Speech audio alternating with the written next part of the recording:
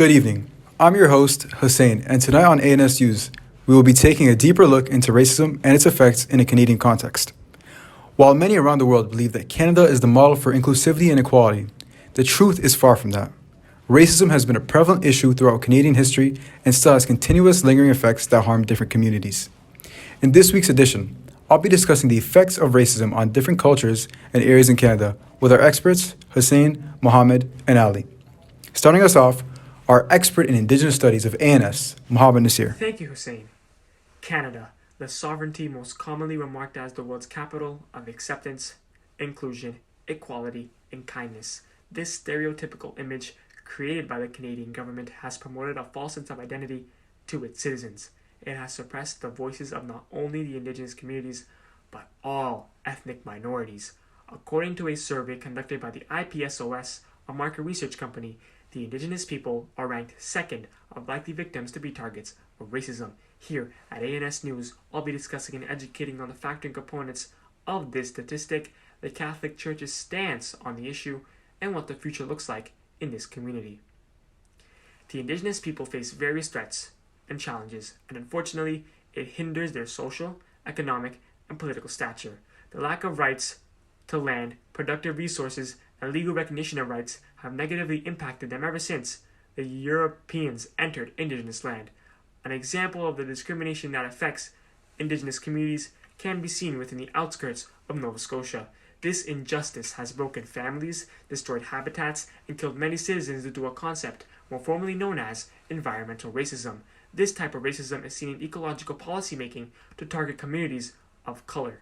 The map created by the Enrich Project exposes the noticeable correlation between the location of the toxic facilities and where African and Indigenous communities reside. These government-funded facilities have tricked, killed, and disregarded the religious importance of the First Nations people. Despite Prime Minister Trudeau's promises of reconciliation, he has not only spent $100 million in court against the First Nations people, still he has even persisted in passing a bill in hopes of stopping one of these toxic facilities from shutting down. Furthermore, it demonstrates that the government doesn't care about its people, but only cares about making financial gains. Undoubtedly, it is essential to connect that the government displayed one of the 7 deadly sins. This sin is considered as the hoarding of materialistic objects via theft, robbery, utilizing violence, trickery, or manipulating authority. Greed does not see the value in things, only that these objects are needed to live a good and fulfilled life. Firstly, we hear the story of the Micmac people and how they were manipulated by the Scott Paper Mill Company and the government by emphasizing that no harm would come to Boat Harbor. Ironically, in less than 1 day, all the fish had died, and the family of Michelle Francis Denny fell into suicide and drug abuse due to the guilt of being tricked into giving up Boat Harbor. Secondly, the government and the Scott Paper Mill Company didn't see the value of the Indigenous people. They only saw value from the materialistic objects such as land to help them rise financially. Hence, the members of parliament and so-called generous wealthy investors live a good and fulfilled life, benefiting from the misery of this community. As Ellen Page describes in her documentary, Canada is not a nation, but a corporation, and environmental racism is killing us. What is the Catholic stance on this issue? Firstly, the First Nations people deserve an apology from the government and the Catholic Church. It seems like the Church is on the right path.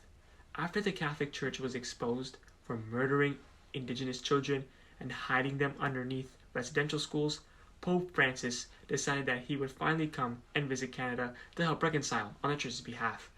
A report documented that more than 150,000 Indigenous children attended state-funded Christian boarding schools from the early 19th century until 1996 as part of an effort to assimilate them into Euro-Christian society. Nothing will equalize the amount of suffering the Church put those numerous and innocent children through. However, it becomes the moral obligation of the Catholic community to come together towards reconciliation with these people and defend them from every injustice that crosses their path.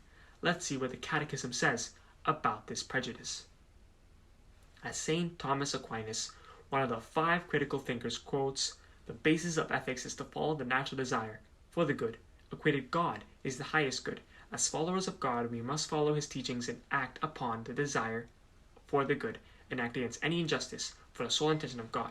In paragraph 2402, the Catechism states, God entrusted the earth and its resources to stewardships of humanity to take care of them, master them by the whole human race. This catechism leads to Christians to not only follow their natural desire for the good in protecting the earth, but to live in solidarity with the indigenous people. We must preserve and honor their land as it is enriched with indigenous history. Additionally, humanity must be the master protectors of the earth, as this catechism and God's covenant with humans and Noah calls us to abide by this call. Moreover, the Bible references many verses such as Numbers chapter 35, verse 33, in which it states, "You shall not pollute the land in which you live." The seriousness of this issue not only links to the breakdown of the environment, but racism and discrimination as well. The Catechism further reinforces this point as it says in paragraph 2358, every sign of unjust discrimination in their regard should be avoided. Christians are called to fulfill God's will in their lives, and if they are Christians, to unite to the sacrifice of the Lord's cross and aid them in their difficulties that they may encounter from their condition. Now, what would you say is the solution to this problem? Good question, Hussein. Nothing will ever make it even between the First Nations and the Canadian government. Through all the broken trees and through the countless lives of the Indigenous people, the Canadian government showed their true colors of being a country that doesn't correctly recognize its minority. The only way Canada and the First Nations people can come to terms is to reconcile. The most crucial step that the government must take is to be an ally of the Indigenous people and not their enemy. As famous woman philosopher Idris Murdoch quotes, "Those who cause a loss of dignity are hard to forgive. Therefore, the Canadian government needs to show that there is a genuine meaning behind their various apologies." We as Canadian citizens can also help the two parties be on a path of reconciliation by using the moral decision-making model and practicing our cardinal virtue of fortitude. Firstly, we have seen and judged the government's actions and concluded that they have negatively impacted Indigenous communities in Canada. From here, we now need to act and evaluate on resolving the issue. A start we see is the documentary created by Ellen Page, known as There Is Something in the Water. The goal of this documentary is to raise awareness of the injustice that the Indigenous people face in Canada. It helps people evaluate and support the First Nations people through fundraising, volunteering, and etc. Secondly, a cardinal virtue we can practice to help the First Nations people is fortitude. Fortitude is the virtue that encourages people to help others in times of despair, no matter the outcome. Through protesting, volunteering, fundraising, raising awareness, it demonstrates courage and how we can help the First Nations people to overcome the oppressing Canadian government that keeps throwing this community under the bus. We have Hussein, an expert who will be communicating to us how Black citizens of Canada are affected by racism. Thank you, Mohammed. Black communities across Canada have been oppressed for as long as the country has existed.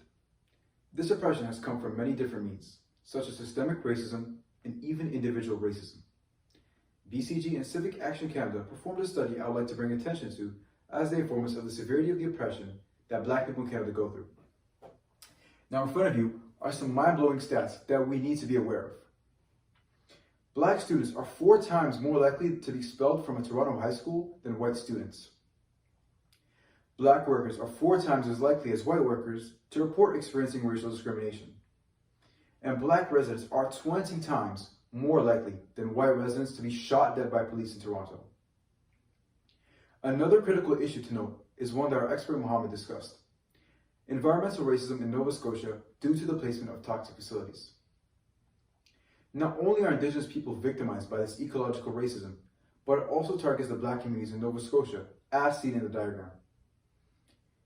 As we have now recognized the severity of this issue, let's take a look at what the Catechism has to say about this.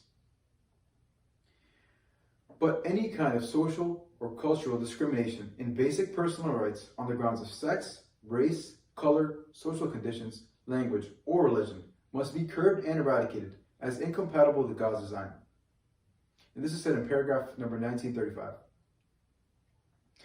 This statement by the Catechism guides us and lets us know how the discrimination Black people in Canada face needs to be eradicated as it is, quote unquote, incompatible with God's design. Now, additionally, the Bible has a reference in John chapter 7, verse 24, in which it states, "Do not judge by appearances, but judge with right judgment." This quote reinforces Martin Luther King Jr.'s ideology in which we need to disregard race when making judgments of others. What is the solution to end systemic racism in Canada? I'm glad you bring that up, Mohammed. Now, it's important to note that there is no real solution that will equal in magnitude to the suffering the Black communities in Canada have endured. However, the responsibility is placed upon our generation to reverse history to the best of our abilities. A notorious Black woman in philosophy named Angela Davis once said, "In a racist society, it is not enough to be non-racist. We must be anti-racist. Therefore, we need to combat racism ourselves rather than watching others take part in injustice in front of our very eyes." We can use the moral decision-making model to help us determine the next steps we need to take. We have seen and judged the disgusting inequalities that negatively affect Black communities, and we now need to act and evaluate our actions into fixing this issue. A start can be seen in a donation made by TD Canada in which they're committing $10 million to the Black Opportunity Fund.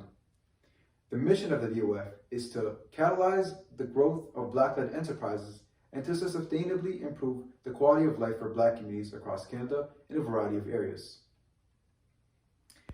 Aristotle is a key thinker who can be brought to light on the topic of racism, as he tells us that one can develop good character by acting virtuously. Thus, we need to follow the 7 holy virtues, and the main virtue associated with combating racism against Black communities in Canada is the virtue of justice. This is because it seeks to promote equality and fairness among all, leaving no injustices based on race. The main vice that ties into the racism against Black communities in Canada is the vice of wrath.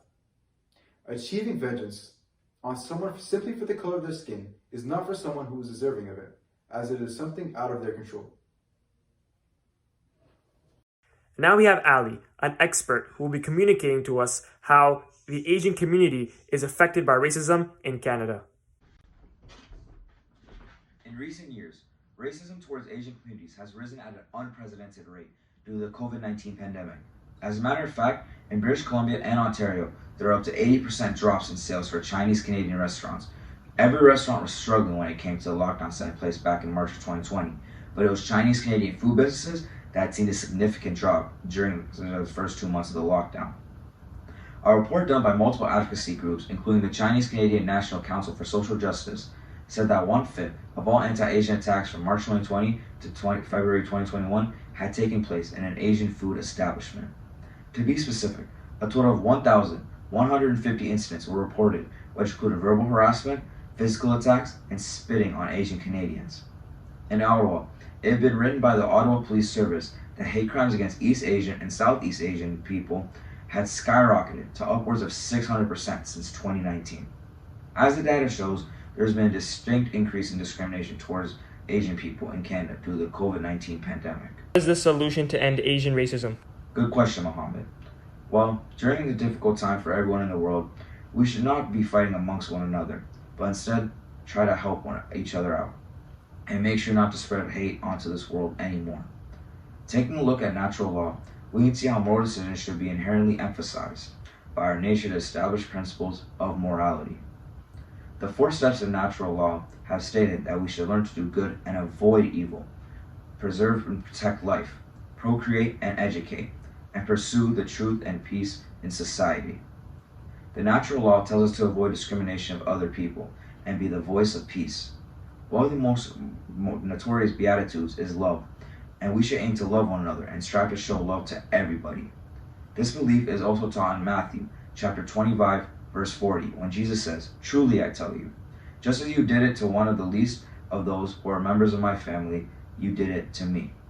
The consensus of this statement is that we should treat each other with respect as we would with Jesus. The Catechism repeats this notion, as it tells us that nobody is superior to one another in the context of sex and race. Paragraph 2258 of the Catechism of the Catholic Church states that God alone is the Lord of life from its beginning until its end. No one, under any circumstances, can claim for himself the right directly to destroy an innocent human being. This catechism calls for the Catholic Church to communicate that not one person is above another, and that no matter the circumstances, one should not be able to put one down. Because of the origins of COVID-19, which was in Wuhan, China, many delusionally feel that the entirety of the Asian community is at fault and believe that the discrimination towards them is justified. The Catechism calls us to always show love, and that we have no right to destroy an innocent human who had no involvement with the origin of the pandemic. After our extensive research, ANS News surveyed our local community if they experienced racism, and to no one's surprise, the people who fit the minority are the ones who all experience racism. All we can do is dream for a world without this prejudice. I am Mohammed, and on behalf of ANS News, good night.